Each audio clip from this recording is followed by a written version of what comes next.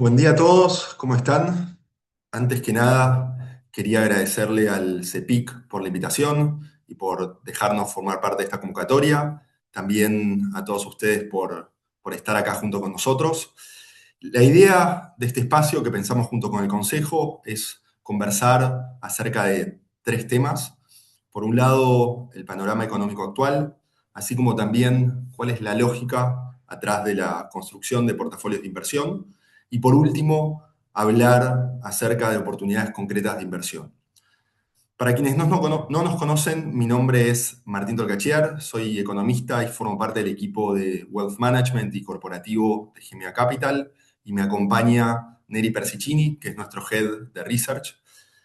Gemea Capital es una LIC, o lo que comúnmente se conoce como una sociedad de bolsa. Nosotros tenemos oficina acá en Buenos Aires y también en Montevideo, y trabajamos con organizaciones con y sin fines de lucro, es decir, empresas e instituciones, familias, profesionales e individuos, acompañándolos en la gestión patrimonial local e internacional.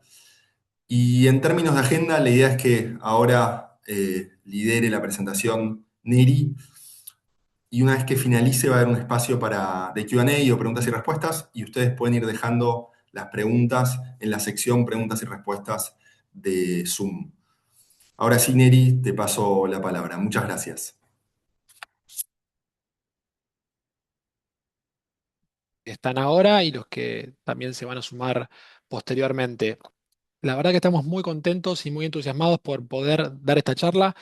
En lo que a mí refiere, ese entusiasmo va por el lado de que lo voy a llevar a un terreno muy práctico y tengo la esperanza de que ustedes se lleven herramientas para que puedan trabajar mejor, no dentro de un año, sino hoy mismo. Imagínense cómo era trabajar en 2023. Me parece que este escritorio lo describe a la perfección. Papeles por todos lados, todo pisado, todo urgente.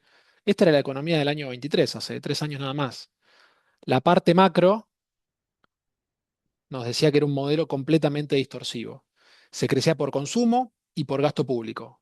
Y ese gasto público se emitía con emisión monetaria. Se ganaba con la brecha y con una tasa de interés que no le ganaba a la inflación. Era un modelo de rentabilidad financiera y no de productividad o de producir mejor. ¿Y qué significaba esto para que construía? Básicamente que el negocio no dependía de cuán bueno eras con la obra, cuán eficiente eras, sino que dependía cuán bien te cubrías de la inflación y en particular cuán rápido te sacabas los pesos de encima. Ese dinero financiero valía más que la obra en definitiva. Por eso invertir en términos reales como lo conocemos casi no tenía sentido. Ahora, miren esta imagen. La misma información que teníamos antes, pero completamente ordenada, legible, todo bajo control. Eso cambió desde el año 2024. Es un modelo basado en productividad, en eficiencia. Y ahora la economía va a crecer con inversión real y con exportaciones. Tenemos superávit fiscal, emisión cero y un dólar que está mucho más estable y converge sin esa brecha de 150% que teníamos en el pasado. ¿Qué significa esto para el que construye? Que ya no gana el que mejor se cubre, sino que gana el que mejor produce. Este modelo que premia la inversión real necesita ingeniería, porque ahora la economía ya deja de ser un obstáculo que hay que esquivar y pasa a ser la cancha donde todos nosotros, y en particular ustedes, ingenieros, van a jugar. En términos de cómo estaba configurada la economía y las condiciones más importantes del mercado, el año 2023, con ese escritorio desordenado, hacía gala de una macro completamente desequilibrada, con motores de expansión basados en el consumo y el gasto público. Son dos movimientos que no son sostenibles a largo plazo.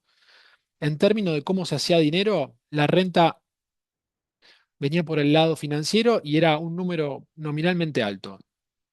Ahora, cuando pensamos en cómo las empresas tomaban decisiones de su capital de trabajo, lo elevaban al máximo y acumulaban stocks, porque siempre la expectativa de la devaluación y la inflación iba a compensar esa decisión. Y en términos del financiamiento, prácticamente llovían pesos y convenía agarrar cualquier línea que apareciera por ahí.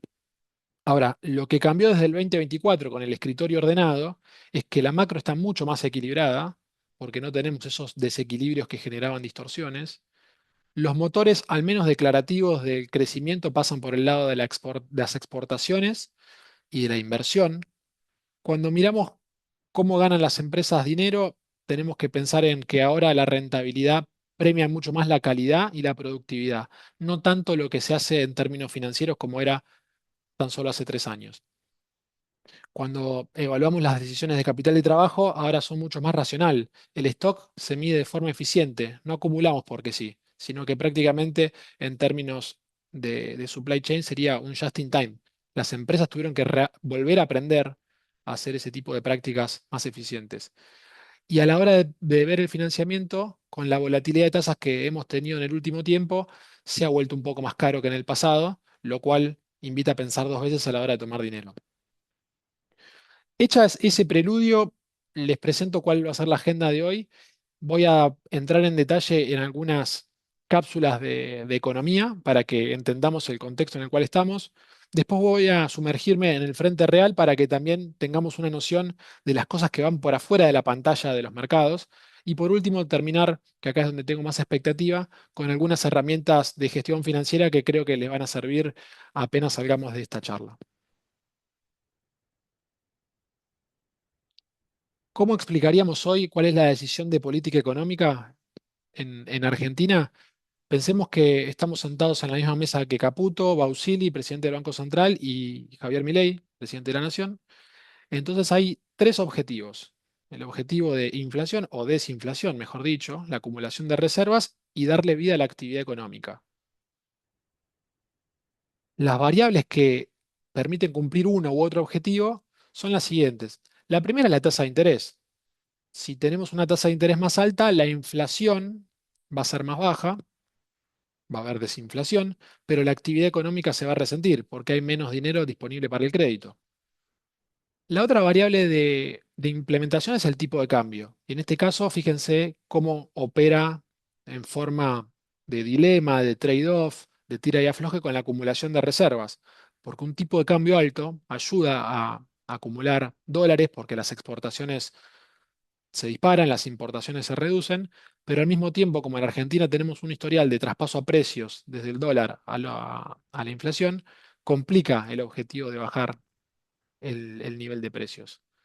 Y el tipo de cambio en simultáneo también ayuda a acumular reservas, pero tensa contra la actividad, porque un tipo de cambio demasiado alto, porque un tipo de cambio demasiado alto puede tener alguna distorsión, especialmente en lo que es el segmento de consumo, un segmento que está un poco olvidado. Además de que este triángulo tiene esa complejidad, que acá está muy simplificada, el mercado principalmente está mirando el vértice superior, cómo el gobierno y el Banco Central acumulan reservas. Mientras tanto, que todos nosotros, sus clientes, y mismo como solemos decir en la charla de sobremesa, lo que se habla es de los vértices inferiores, de la inflación, que está vinculado a salarios, y actividad, que también está vinculado a empleo. Entonces, en este dilema el gobierno se ha movido en los últimos 2 años y medio, primero priorizando muchísimo la desinflación, este año priorizando la acumulación de reservas, pero el tercer vértice es el que está más desatendido a nuestro criterio, que es la actividad económica y cómo todo este orden macro derrama hacia la micro, derrama hacia la economía de bolsillo. Hagamos un poco de historia económica reciente. Argentina viene de vivir décadas por encima de sus posibilidades. Y si no me creen, miremos en detalle este análisis del gasto público consolidado. Sumamos nación, provincias y municipios. Este número agregado llegó a ser casi 45% del PBI durante muchos años.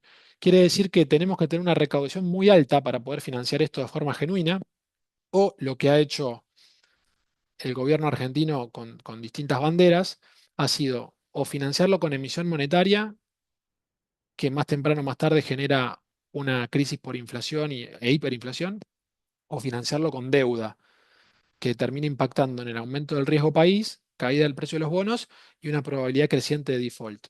Y al mismo tiempo que ustedes saben que cuando hacen un proyecto de inversión y analizan el flujo que genera ese proyecto, lo descuentan a una tasa.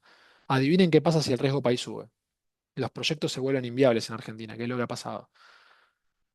Milei ha bajado cerca de 8 puntos el gasto público a nivel nacional y provincias y municipios están un poco más reticentes a hacer ese movimiento, pero de todas formas la ecuación muestra que La tendencia que había hasta 2023 se cortó y aparece una historia más de racionalidad.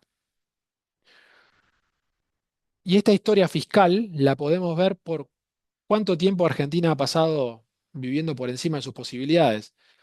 Observen que desde el año 1961 a la fecha, tres cuartas partes del tiempo la pasamos con déficit primario, es decir, gastando de forma corriente más que lo que nos ingresa en términos de recaudación.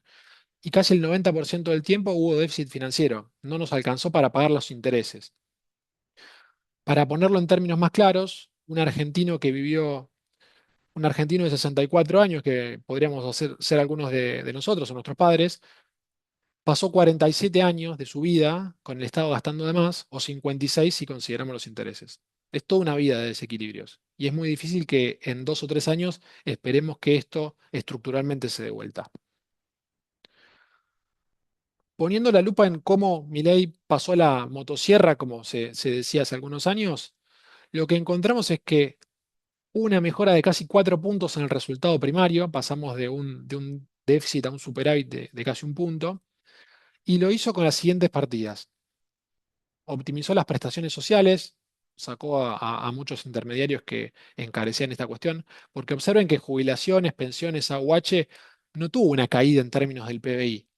O sea, eso lo mantuvo y creo que ahí estuvo la inteligencia política que quizás no hubo en la gestión de Cambiemos entre 2016 y 2019. Racionalizó la factura de subsidios a energía y transporte en el área metropolitana de Buenos Aires. Nosotros aquí en esta ciudad pagamos lo que en otro país ni en otra parte de Argentina se paga por transporte. Le quitó transferencias discrecionales a provincias, que eso en una primera etapa le generó alguna enemistad con gobernadores. Perdón, licuó los salarios públicos, vamos a verlo más en detalle, pero no compensó a los asalariados del sector público con el aumento de la inflación. Y también cortó prácticamente la obra pública a su mínima expresión. Había muchos desvíos, es cierto, pero me parece que estamos en una instancia de que si uno hace un viaje, por ejemplo, a la zona andina, al norte, donde tenemos la explosión de litio, minería, o vamos más al sur con oil and gas, eh, la infraestructura se está destruyendo. Todos sabemos que la inversión es la derivada primera del capital. Entonces, si ni siquiera estamos invirtiendo para cubrir ese capital que se está depreciando y amortizando, vamos a tener un problema a nivel de productividad. Precisamente algo que este modelo, como les comenté, está buscando. Lo que sí es cierto es que Milei cumplió con su primera promesa de campaña, que era bajar la inflación. Veníamos de una espiral ascendente que culminó en 2023 con una suba de 211% de los precios. 211% significa que los precios más que se triplicaron en ese año, a pasar a un esquema mucho más normal, no todavía con los estándares internacionales o de América Latina, que se manejan con inflaciones de un dígito, pero estamos en un nivel mucho más saludable a la hora de dar previsibilidad cuando tomamos decisiones. Piensen que hacia fin de 2023 los precios de la economía en promedio se duplicaban cada 3 meses. Trasladen eso a un presupuesto, a una obra que tiene que avanzar. Imposible darle previsibilidad. Hoy esa relación es mucho más saludable y los precios se duplican cada 29 meses. Haciendo foco en el corto plazo, la inflación que venía con una tendencia a la baja desde mayo del año pasado hasta, hasta marzo de este año tuvo un desvío, pasó de 1,5 mensual a 3,4. Tuvimos un shock de la carne en el verano, tuvimos la crisis del petróleo, por supuesto, que impactó en costos.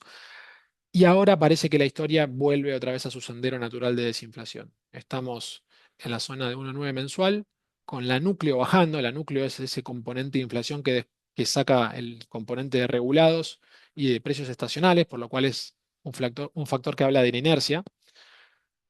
Y esperamos que el mes de julio, que se va a conocer el dato de inflación la semana que viene, nos dé un número similar. Lo que sí es cierto es que los argentinos no demandamos pesos como lo hacíamos en el pasado. No tenemos una confianza todavía en la moneda que nos invita a tener un stock real de dinero más alto que nos permita hacer más transacciones.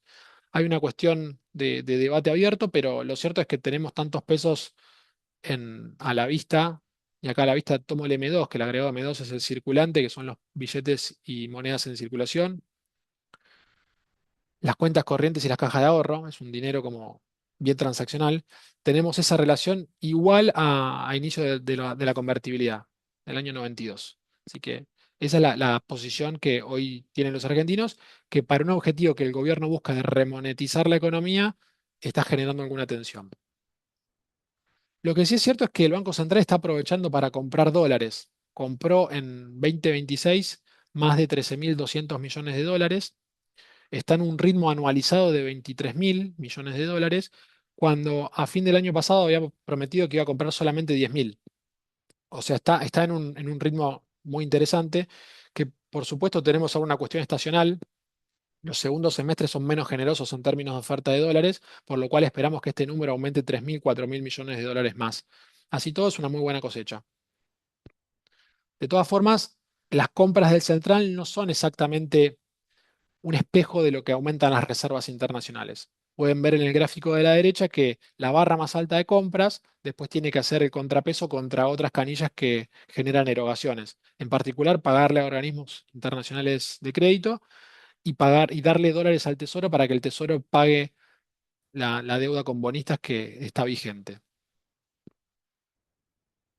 Lo cierto es que con esta historia, así todo, las reservas están mejorando. Hoy estamos con la medición bruta en 50.000 millones de dólares y la medición que miramos los economistas, que es las reservas netas, según como lo miremos, estamos más en la zona de 10.700 millones si descontamos encajes y algunas líneas de crédito, el swap de China. Y si hacemos la metodología del FMI, que tiene otros ponderadores y ajustadores, este número todavía es negativo. Pero a la luz de lo que era la historia, no les digo hace muchos años, les digo hace un año nomás, que teníamos reservas prácticamente en cero, creo que este fue el principal punto de mejora de esta gestión en 2026. Recuerden, les había dicho que había priorizado muchísimo la desinflación, y priorizar eso significa que el tipo de cambio o la presión compradora no tiene que ser tal para no generar tensiones en ese proceso de baja de nominalidad. Cambiaron de objetivo y esto ya se ve. Y lo pueden hacer en un contexto en el cual el tipo de cambio se mantiene estable. Hoy en términos nominales el tipo de cambio está casi tan alto como estaba en noviembre del 25 o mismo en septiembre cuando habíamos tenido esa tensión en la previa electoral. Y más importante aún, tenemos un esquema de bandas cambiarias que activa ventas automáticas del central si el tipo de cambio pasa ese techo o ese límite superior.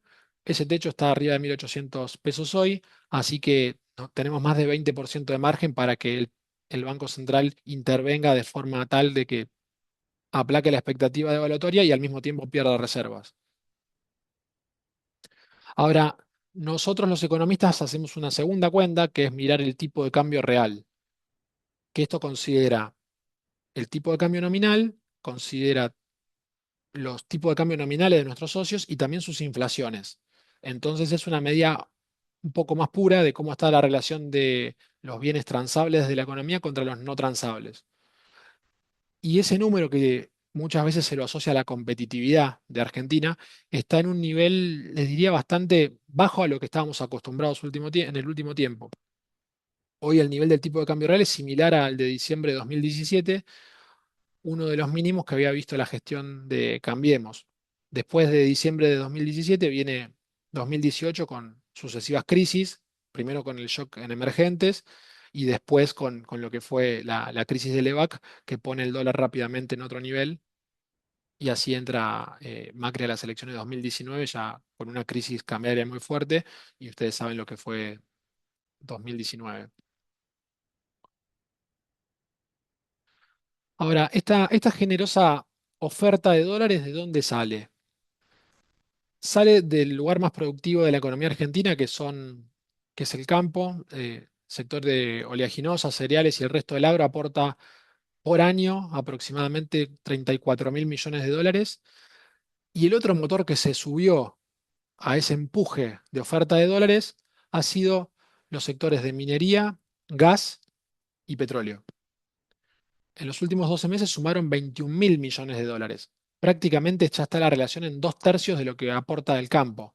Entonces, esto es una noticia fenomenal para el gobierno y también para los argentinos, que no estamos ahora tan supeditados a si llueve o no llueve, si hay soja o no, sino que ahora tenemos un motor endógeno propio que tiene una velocidad crucero que es vaca muerta, básicamente, que es vaca muerta y los desarrollos en minería. Saliendo de esta cuestión más de comercio exterior, también tenemos que a nivel financiero, si bien el gobierno no ha emitido deuda internacional desde septiembre de 2020, sí lo han hecho, y con creces en el último tiempo, empresas y provincias. Desde que pasó el susto de las elecciones el año pasado, estos dos grupos de agentes han emitido casi 14.000 millones de dólares en el mercado internacional. Y esto tiene mucha importancia porque como todavía tenemos restricciones cambiarias, estos dólares tienen que pasar un tiempo máximo y tienen que ser liquidados en Argentina. Entonces es una forma de engrosar la oferta por este lado financiero y que el Banco Central en esa mesa repleta de dólares no tenga problemas en sentarse del lado de la demanda y acumular divisas. Ahora, mirando para adelante, nosotros tenemos algún tipo de reparo por la forma en que el gobierno va a financiar sus vencimientos. Hace un mes nada más presentó el programa financiero del Tesoro de 2026 y de 2027. No me voy a detener en ver línea por línea, pero lo que tenemos que saber es que hay que pagar 19.000 millones de dólares en lo que resta de 2026 y para 2027 hay que pagar 25.000 millones de dólares. Cuando vemos las fuentes de financiamiento, está bastante avanzado el programa 2026. Incluso generaría un colchón de casi 3.700 millones de dólares para el año que viene, pero cuando miramos las fuentes del año que viene, hay una confianza excesiva en emisiones en el mercado local, en un año electoral es complejo, en conseguir financiamiento con otros organismos, cuando esa ventana me parece que este año fue bastante buscada, y también hay una línea de privatizaciones. Estos tres conceptos son 8.500 millones de dólares, un número que no es para nada exiguo y que podría poner en aprieto en algún momento al gobierno. Esto contrasta con una voluntad de no salir a colocar deuda en los mercados internacionales, que ahí sí el espacio para conseguir financiamiento sería mucho más alto. Lo que pasa es que el gobierno no quiere hacerlo al costo actual, que el costo actual es superior al 9% en dólares. Avancemos con el frente real. Les conté mucha historia macro, pero es como que se siente que no todavía bajamos a tierra. La intención de este segundo apartado es ir a estas cuestiones. Y quizá lo podamos ver bien gráficamente con la evolución del crecimiento en Argentina. Este gráfico es un diagrama de fases que trata de mostrar dos cosas, crecimiento y volatilidad del crecimiento. Cuando los puntos están a la derecha de la línea diagonal, significa que el país crece, y cuando se aleja mucho o poco, significa que lo hace de una forma bastante inequitativa o lo hace de forma volátil y errática. Observen Australia, uno de los casos de crecimiento estable más documentado del mundo. Casi siempre los puntos están a la derecha y se alejan muy poquito. El único cimbronazo que hubo fue en la pandemia y volvió rápidamente. Observen Estados Unidos, también una economía que crece de forma pareja y estable, tuvo algunos cimbronazos en particular en la crisis de 2008 y el COVID, como todos los países. Este es Chile, también una economía que tiene sus diferencias y asimetrías sociales, pero que en términos de crecimiento es un relojito. Fíjense Perú, ya acá se empieza a mover un poquito más. El crecimiento tiene años que se aleja bastante y después vuelve, y en particular en los últimos 10 años hay bastante volatilidad. Perú, un país donde cada 2 por 3 hay un presidente que destituyen. Observen Brasil. Brasil ya empieza a tener otra dinámica un poco más errática. ¿Están listos para Argentina? Argentina es así.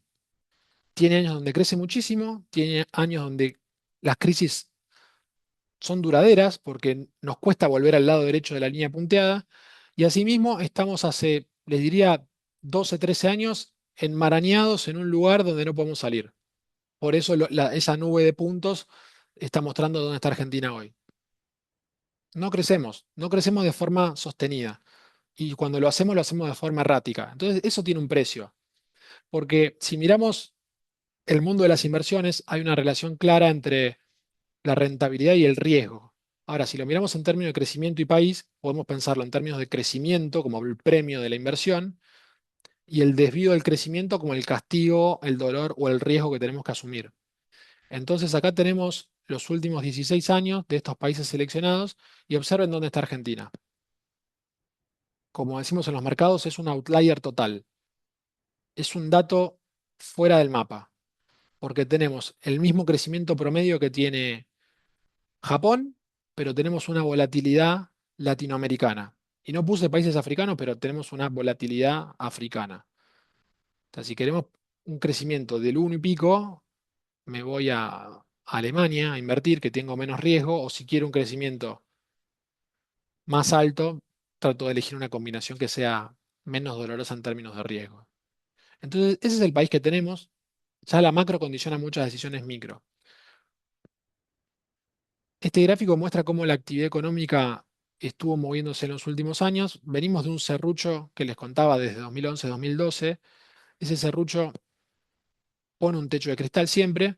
Así toda Argentina creció 4,4% el año pasado. Se espera que en 2025 crezca 3%, pero los últimos 2 meses que tenemos datos, mayo y abril, tuvimos caídas. Estamos acumulando un número en lo que va del año de 1,7% y lo que resta, viendo cómo viene la mano, creo que va a ser difícil llegar a ese 3%. En particular porque no tenemos un arrastre estadístico del año pasado tan importante como fue en el pasado. Pero quizá más llamativo es el número que muestra la serie celeste, que es el producto per cápita. O sea, la torta creció muy poquito, pero la cantidad de bocas que comen de esa torta creció más. Crecimiento demográfico es aproximadamente 1% anual.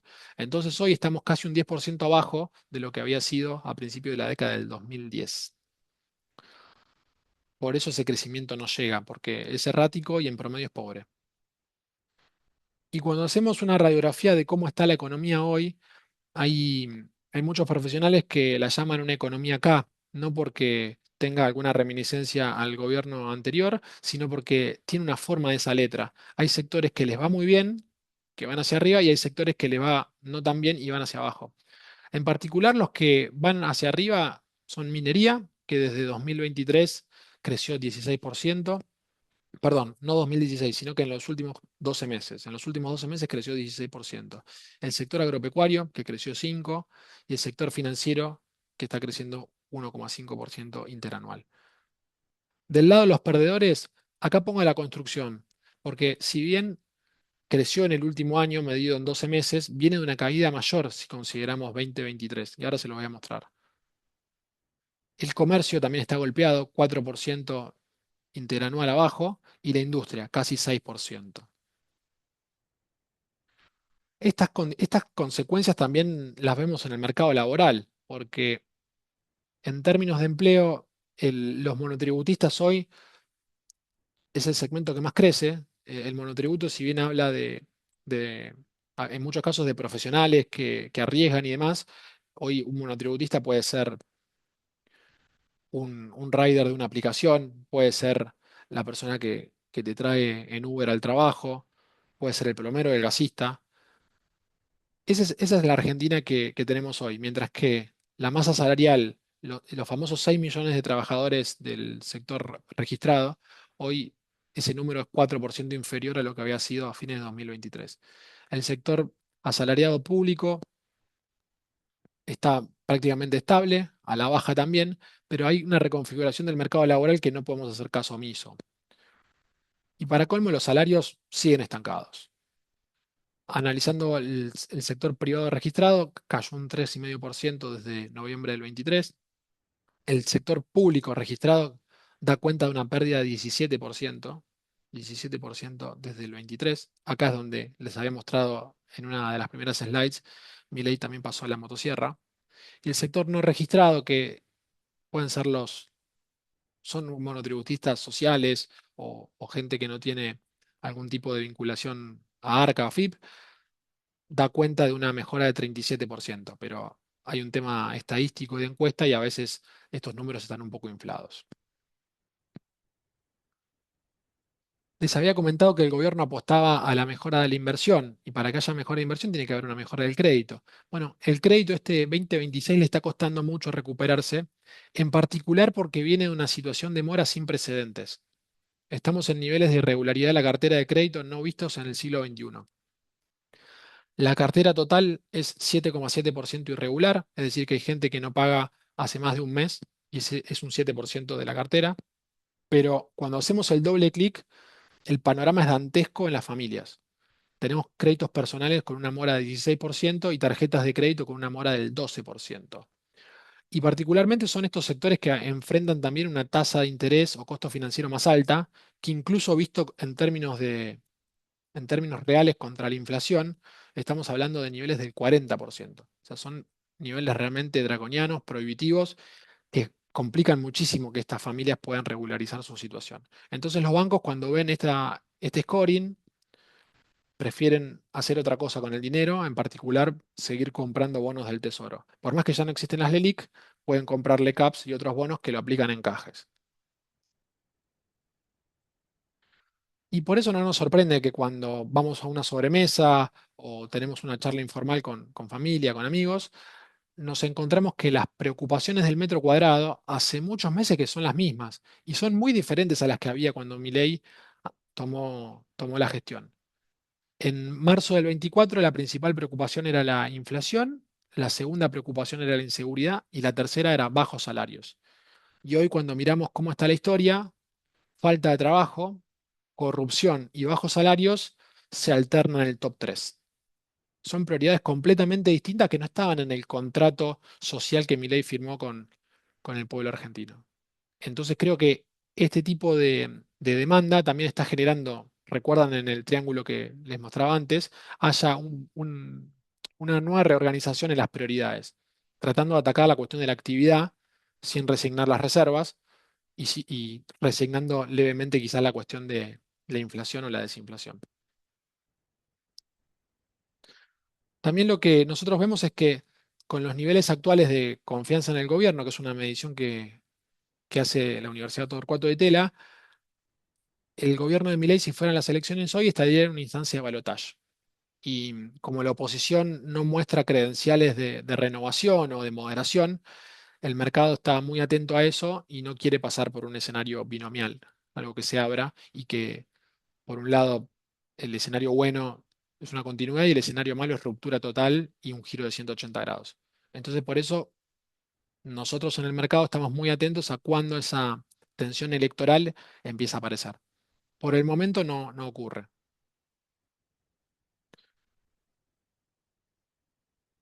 Cerrando la cuestión del Frente Real, les dejamos unas proyecciones que tenemos nosotros para fin de año.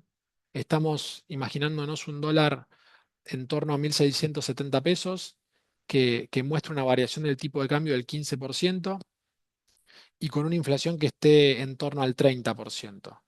Observen que como la inflación se mueve más rápido que nuestra proyección de tipo de cambio, significa que el tipo de cambio real baja o que el peso se fortalece o que el tipo de cambio se atrasa. Esa es la lectura. Y estas trayectorias posibles para 2027 y también en parte para 2026 dependen de cómo el gobierno financie su deuda, que eso está ahora bastante más cerrado, y la capacidad que tenga de reactivar la economía, especialmente pensando ya que termina el año y va a arrancar la carrera electoral. Entonces, si tuvieran que llevarse una idea en una sola slide, lo que les diría es que la economía está mucho más normal que antes, con superávit fiscal, con compra de reservas, con estabilidad del dólar, con inflación a la baja y con tasas estables que ahora vamos a ver. Aunque los riesgos están latentes, en particular porque hay vencimientos de deuda que son desafiantes y el gobierno todavía no quiere acudir al mercado internacional. El crecimiento no está derramando, lo hace de forma heterogénea. Hay un tema de calidad de empleo y de salarios que es una discusión incómoda, es el elefante en el bazar. Están las elecciones del año 27, que en algún momento ese trade electoral va a aparecer. Y por último, siempre existe el riesgo político 2026, llámese la causa Andis, llámese Libra, llámese Adorni. No estamos exentos de tiros en los pies.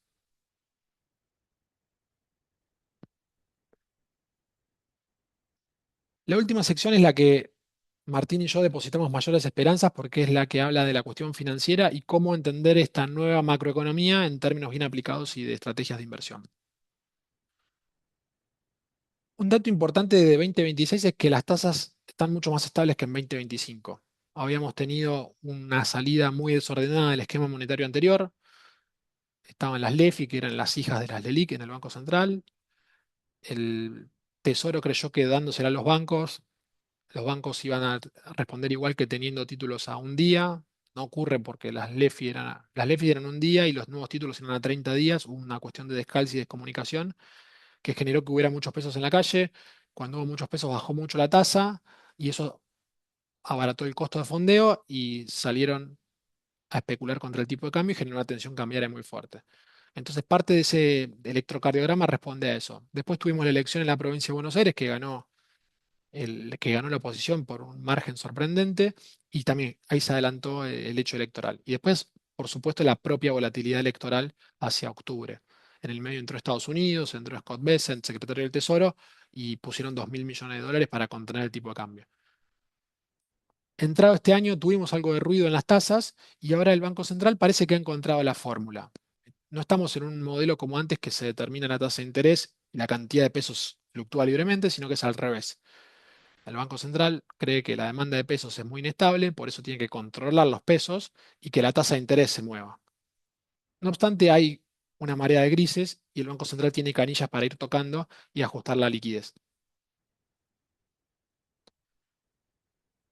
Además de las tasas nominales, que a ustedes les podría significar un fondeo más conveniente o no, nosotros los economistas miramos la cuestión de la tasa real.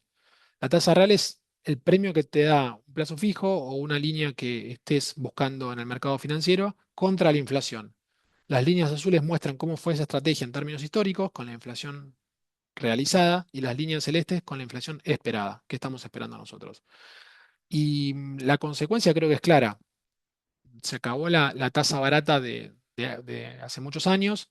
Tampoco creemos que volvamos a un escenario asfixiante como fue 2025 con tasas siderales, sino que estamos viendo tasas un poco más normales. Pueden ser tasas de 4 o 5% real anual, pero que invitan a ser muy productivos con ese dinero que tengan o que hayan pedido. Una gran novedad del 2026 es que el riesgo país parece que empieza a bajar en serio. Tuvimos otros momentos de baja, pero estábamos en situación prácticamente de default. Hoy el riesgo país está en 400 puntos, o sea, es en la zona de los 400 bajos. Acá dice 435, ayer había cerrado más cerca de 410 puntos básicos. Todavía estamos muy lejos de América Latina, y eso es importante saberlo porque significa que hay espacio para mejorar. Y yo creo que entender el riesgo país es muy importante porque si bien no tenemos la brecha y el dólar está tranquilo, que era un termómetro clave para los argentinos, el riesgo país nos dice que están votando los inversores ahora mismo. Es una métrica de riesgo extraordinaria. Y el riesgo país, para quien no sabe, es el exceso de costo financiero que tiene que pagar Argentina por sobre lo que paga Estados Unidos. Estados Unidos se considera un crédito libre de riesgo, así que la tasa libre de riesgo es la tasa a 10 años de los bonos del Tesoro norteamericano. Entonces, acá tenemos una cuestión más vinculada a los fundamentos, que como los fundamentos mejoraron porque el Banco Central compró dólares, el Tesoro no tiene superávit y no hay emisión monetaria, el riesgo país te premia a la baja. Pero cuando miramos lo que rinde un bono argentino, que también podemos pensarlo en lo que rinde una provincia o un crédito corporativo o lo que rinde un proyecto, hoy la mitad de ese costo financiero está explicado por esta variable. Entonces, esperar mejoras acá implica esperar mejoras en cualquier cash flow de cualquier proyecto que ustedes tengan en su portafolio. Ahora que ya estamos entrando en el mercado financiero, quisiera contarles o hacerles una pequeña muestra de cómo nosotros pensamos las estrategias de inversión. Son 5 preguntas. La primera es, ¿dónde invertimos? Y acá la historia se bifurca. Puede ser en el resto del mundo, donde hay alternativas que están lejos del riesgo de argentino. Podemos invertir en el S&P 500, podemos invertir en ETF, en fondos mutuos, en commodities, en oro.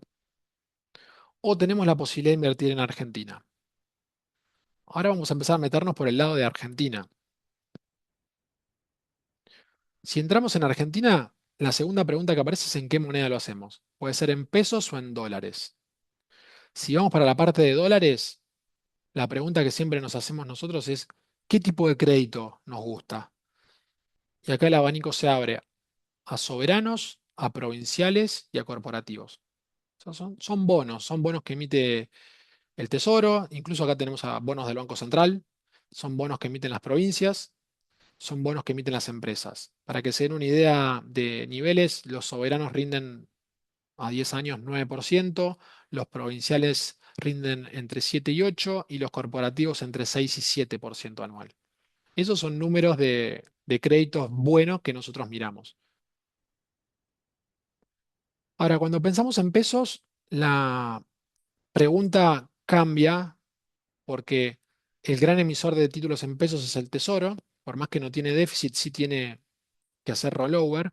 Entonces acá nos preguntamos qué tipo de estructura, o sea, con qué ingeniería atrás. Entonces acá el abanico se abre porque tenemos bonos que son a tasa fija, que son LECAP, BONCAP, con un plazo fijo que cotiza.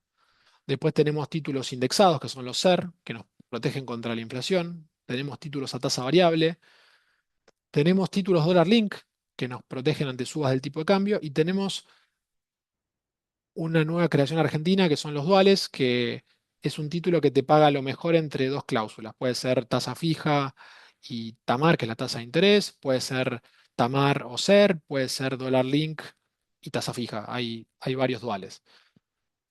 Y pensar esto de estructura a nosotros nos ayudó muchísimo, en particular en el año 2023, con empresas constructoras que son clientes nuestras, que tenían el problema de que no, el flujo de caja volaba, pero no era genuino, como les contaba previamente, sino que eran pesos que los clientes se sacaban de encima porque había mucho dinero en la calle y nadie quería perder. Entonces le pagaban la hora por adelantado.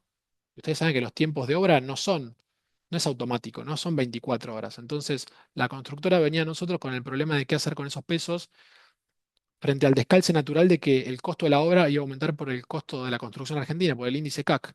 Entonces, la solución que nosotros pudimos ofrecerles y que creo que les ha servido mucho es armar una cartera con productos o estructuras sintéticas que replicaran los dos grandes factores que hay atrás del CAC: cómo se mueven los materiales importados y cómo se mueve la mano de obra.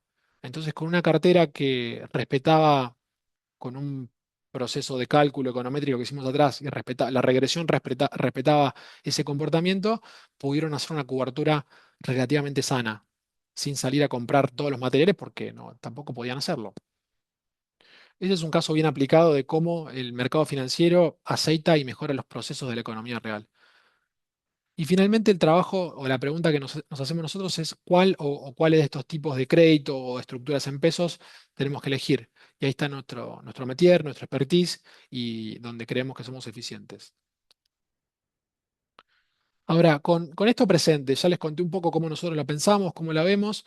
Les quiero hacer una segmentación bien clara de una mirada estática contra una mirada dinámica. Quizás la mirada clásica de tesorería o puede ser de un gerente general es que a la empresa la analizamos con los balances, miramos los estados de resultados y analizamos el flujo de fondos, el estado de flujo de fondos, cómo se va el dinero. Ahora, esto no nos ayuda a invertir naturalmente, sino que es una parte de la película, es una arista. La arista más valiosa que nosotros miramos desde el mercado y que creemos que puede tener especial utilidad para ustedes es pensar las empresas y los negocios con otros lentes. Por un lado, pensar las estrategias de financiamiento, qué es lo más óptimo en este momento y dado el descalce de monedas que puedo llegar a tener. La segunda es cómo administro el capital del trabajo, que habíamos visto ya no es una solución de esquina, ya no tenemos que llenar el depósito de mercadería porque es muy costoso. Hay que pensar con otra lógica. Y la tercera pata es qué podemos hacer con la rentabilidad del negocio. O sea, una es cómo nos financiamos. La otra es qué hacemos con el capital de trabajo, con el dinero de corto plazo, y la otra es cuando hay rentabilidad, qué hacemos con esa rentabilidad del negocio. Son decisiones completamente diferentes que tienen lógicas absolutamente diferentes. Por el lado de la estrategia de financiamiento, tenemos acceso nosotros al mercado argentino de valores que nos permite financiar a través de iCheque o factura de crédito electrónica a tasas que van entre el 23% y 27% anual. Esto es TNA, no es CFT, y hay que incluirle también una pequeña comisión a la sociedad de garantía recíproca o al operador de mercado que ustedes elijan en el caso de no garantizados. Observen que, no sé si ustedes tienen acceso a un descubierto de cuenta en el banco o adelanto de documentos, son tasas convenientes en determinados casos. Además de cheque y factura electrónica, la otra gran fuente de financiamiento es pagarés. Los pagarés tienen la particularidad que tienen mayor volumen en moneda extranjera. Hay emisores que emiten en dólares y en dólar link también. Y lo hacen a tasas que van entre el 6,2 y el 7,5 en dólares. Estas son líneas que hoy los bancos son más competitivos quizá, pero en ciertos momentos, al cierre de trimestre, con gerenciadoras de fondos comunes de inversión teniendo que comprar producto para cerrar el balance, estas tasas suelen bajar. Así que ahí les dejo un tip para pensar estacionalmente algo de ingeniería financiera. Para la administración del capital de trabajo, quizá lo más interesante es mirar cómo han evolucionado las inversiones en este 2026 y tenemos una historia que marca, por un lado, que hubo rendimientos en dólares muy interesantes y no hubo que ir demasiado lejos. Fíjense que un fondo común de inversión Money Market ganó 10% en dólares, pero esa cara contrastó con un año que fue muy difícil ganar a la inflación. Muy pocos instrumentos le han ganado. Entonces, tener en cuenta estos avatares que después con tiempo podemos profundizar, es muy importante porque ya no toquemos mercadería, sino que tenemos que ser muy selectivos y muy críticos a la hora de seleccionar activos. Nosotros entendemos que los costos indexados en pesos están apretando los márgenes, por lo cual cuando tenemos atraso cambiario, como podemos tener ahora el dólar tranquilo, hay que mirar más bonos indexados que quizás una posición dolarizada. Por eso, dependiendo del momento, creemos que me parece que es una buena situación considerar instrumentos que escapan de quizá de la lógica dolarizada que tenemos para el corto plazo, porque podemos perder mucho. Y en este caso, las letras capitalizables y los bonos SER pueden ser una herramienta o un vehículo muy atractivo para financiar en particular esa parte del costo de la construcción que ajusta por mano de obra. Y el tercer punto que les quiero traer es cómo pensamos las inversiones con la rentabilidad del negocio. La imagen que se nos ocurre es pensar un poco fuera de la caja, salir de las inversiones tradicionales que todos conocemos y analizar otros vehículos que ofrecen en el exterior una rentabilidad de entre 8 y 9% anual, que tienen liquidez, a diferencia de otras opciones tradicionales que hay que esperar un tiempo para poder venderlo a los precios y en las condiciones que uno desearía. Tenemos diversificación geográfica, no tenemos el riesgo de que una elección o un mal año en términos macro nos arruine las condiciones de mercado. Hay una cuestión de eficiencia de costos y también alguna ventaja impositiva. Y al mismo tiempo estamos resguardados de que un shock argentino, como les comentaba, nos afecte la inversión. Con nombre y apellido, acá hablamos de acciones de Estados Unidos, títulos públicos de largo plazo, obligaciones negociables, fondos comunes de inversión, activos alternativos. Este tipo de soluciones son las que el equipo de Martín trabaja todos los días para ofrecer un servicio de wealth management. Habíamos empezado con un escritorio lleno de papeles, producto de ese descalabro de 2023, en una economía que había que aguantar. Y durante años la macro jugó en contra. Las obras eran frenéticas, los costos se disparaban y la plata se licuaba. Eso, como les conté, cambió. Y el modelo que viene es una invitación a que vuelvan a invertir. Y esa apuesta se paga con obra. Con las nuevas reglas también llegaron las nuevas herramientas para financiar, para invertir y para estructurar lo que hace 3 años era impensado. La economía dejó de ser el clima que ustedes tienen que aguantar y ahora el mercado es la caja de herramientas de lo que van a construir. Por eso nosotros desde GMA los invitamos a que no miren desde la tribuna, sino que lean esta realidad como leen un plano, porque ustedes no son testigos de lo que vienen, son parte de la cuenta.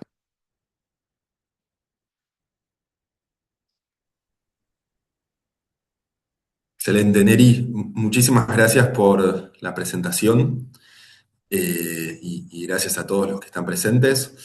Tenemos algunas preguntas que te voy a ir compartiendo acá del chat y quienes quieran, tengan consultas o comentarios y quieran incorporarlas ahora a la sección de preguntas y respuestas, también pueden hacerlo, por supuesto. Y vamos a comenzar por la primera. Varias de las consultas estaban vinculadas a cuáles son los principales riesgos en materia económica que estás viendo vos hoy para la Argentina, ¿no? Y como ejemplos ponían, bueno, variables como la actividad que vos mencionaste, las elecciones del 2027, el desafío de la deuda o algunos otros aspectos que vos quieras incorporar. Creo que el principal riesgo que tenemos hoy es que todas estas mejoras y la consolidación macro que tenemos no derrame de forma ordenada y correcta hacia la micro. Que en Argentina, como tenemos elecciones cada 2 años, hay que mirar siempre de reojo la micro y no quedarse en los laureles del Excel de la macro. Entonces creo que de acá hacia octubre del 27 el trabajo tiene que ser mucho más quirúrgico y hasta, ¿por qué no keynesiano en muchas cosas?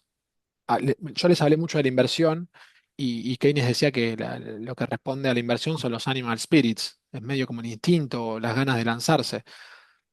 Yo creo que faltan esas ganas de lanzarse en muchos casos, porque falta el crédito, porque tenemos mora, porque se encareció el costo en dólares de construir, por ejemplo, pero está faltando algo más. Y ese algo más me parece que puede extrabarse con las elecciones del 27. Entonces creo que hay que cuidar un poquito más la micro. Bien, clarísimo, clarísimo. Y otra pregunta que surgió más vinculado a lo concreto del día a día de las compañías o las tesorerías y la gestión de excedentes transitorios de liquidez, sean de corto, mediano o largo plazo. Y ahí volviendo un poco al cuadro que presentaste y a las distintas variables dentro del universo pesos, la consulta venía del lado de si una compañía hoy debería privilegiar el mundo de tasa fija de pesos, estar indexado por inflación, dólar link o incluso dolarizarse, ¿no? Bien. Ahí el trabajo que nosotros hacemos casi a diario es entender la necesidad que tienen y cuál es el riesgo que tienen que mitigar. No nos casamos con ninguna cartera o con ningún tipo de activo, sino que el caminito de 5 preguntas lo hacemos siempre, todos los días. Entonces, en ese caso, por ejemplo, una cobertura ante CAC debería incluir una parte, no te diría tasa fija, te diría indexada, y una parte dólar link, naturalmente. Ahora bien, si tenemos la expectativa de que el atraso cambiario se profundice, ahí es donde nosotros nos tomamos alguna licencia para incluir un activo que está fuera del menú, pero que sabemos que en un contexto de que el dólar no va a empujar, sí puede darle fuerza a revalorizar ese capital. Por momentos pueden ser las letras en pesos, por momentos puede ser algún bono dual. De a ratos puede ser algún tipo de cobertura en dólares porque vemos que el riesgo país va a bajar más rápido. Tenemos esa flexibilidad, pero creo que es importante entender siempre la regla de Pareto, eso que dice que el 80% de lo que hagas lo vas a hacer con el 20% de los recursos y tratamos de darle un componente del 80% a la cosa núcleo, al problema que queremos solucionar y un 20% para otras cuestiones satelitales que pueden ayudar a reforzar el rendimiento, pero siempre pensando en el problema que tenés enfrente. Excelente, excelente, Neri. Bueno, agradecerles a todos por estar presentes, nuevamente al CEPIC por la invitación. Nosotros quedamos a disposición, les vamos a estar compartiendo la presentación y la charla quedó grabada. Y por supuesto, si quieren nuestros contactos, los pueden pedir dentro de CEPIC. Muchísimas gracias nuevamente y los esperamos en la próxima oportunidad.